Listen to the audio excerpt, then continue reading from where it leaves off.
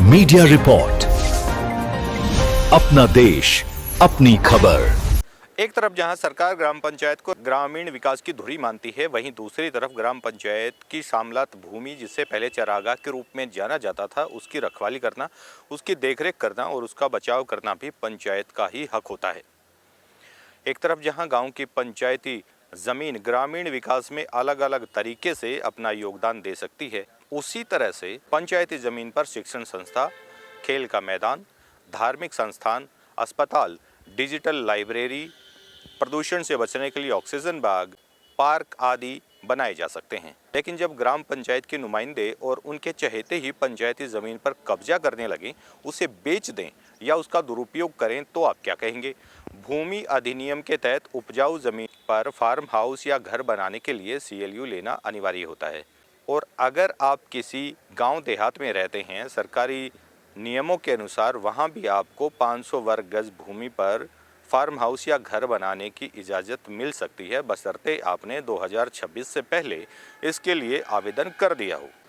लेकिन अगर आपने कोई आवेदन नहीं किया है, कोई CLU भी नहीं लिया है, ग्राम पंचायत या नगर पालिका से या नगर निगम से या DTP से NOC भी नहीं ली है, तो हरियाणा सरकार आपके लिए समस्याएं पैदा कर सकती है। विभाग नियम व कानूनों के तहत आपको दोषी ठहरा सकता है। चलिए अब मुद्दे की बात पर आते हैं। बात खरखोदा विधानसभा के नसीरपुर चोलका गांव की कर लेते हैं, जहां पर पंचायती ज़मीन पर अवैध कब्जा करना, उसे बेचना, दैनिक प्रयोग के लिए हरियाणा सरकार के पंचायती राज विभाग द्वारा दिए गए खाद गड्ढों पर घर या दफ्तर बनाना यहां आम बात हो चुकी है। यहां तक कि इस गांव में नसीरपुर चोलका से खांडा तक की मुख्य मार्ग पर अगर आप देखेंगे तो सरकारी यानी पंचायती ज़मीन जिस पर खेल स्टेडियम प्रस्तावित है, उस जगह पर भी मकान बनाकर लोग अब रहने लगे हैं। अवैध तरीके से बनाए गए इन मकानों को रोकना आखिरकार पंचायत या BDPO दफ्तर का काम होता था, लेकिन वो नहीं किया गया। अधिकारियों या अफसरों को अब आप क्या कहेंगे? आपको ये भी बता दें कि विश्वसनीय सूत्रों के हवाले से मिली जानकारी के अनुसार पूर्व सरपंच व हालिया सरपंच पर अपने जानकारों व रसूखदारों को पंचायती ज़मीन की बंदरबाट भी की गई है, जिसकी कोई जांच अभी तक अमल में नहीं लाई गई।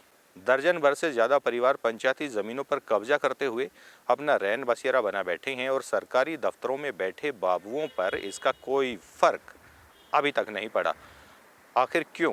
क्योंकि ज़मीन सरकारी है, अधिकारी भी सरकारी हैं और ग्राम पंचायतों को सरकारी नियमों की धज्जियां उड़ाने में कोई परहेज नहीं है। कुछ लोग जो इस तरह की घटनाओं से आहत होकर पंचायती तंत्र की शिकायतें देते हैं, उपमंडल अधिकारी को इसकी शिकायत होती है, उन्हें कागज़ों के माध्यम से इसकी जानकारी दी जाती है, जिला उपायुक्त सोनीपत को भी इसकी जानकारी दी जाती है, लेकिन अभी तक किसी के कान पर जूं तक नहीं रेंगी।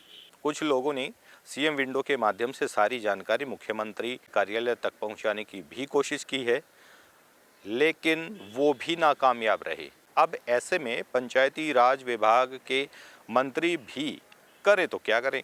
बड़ी बात तो ये है कि देखिए, सरकार की आंख व कान कही जाने वाली हरियाणा की CID को भी इसके बारे में भनक तक नहीं है।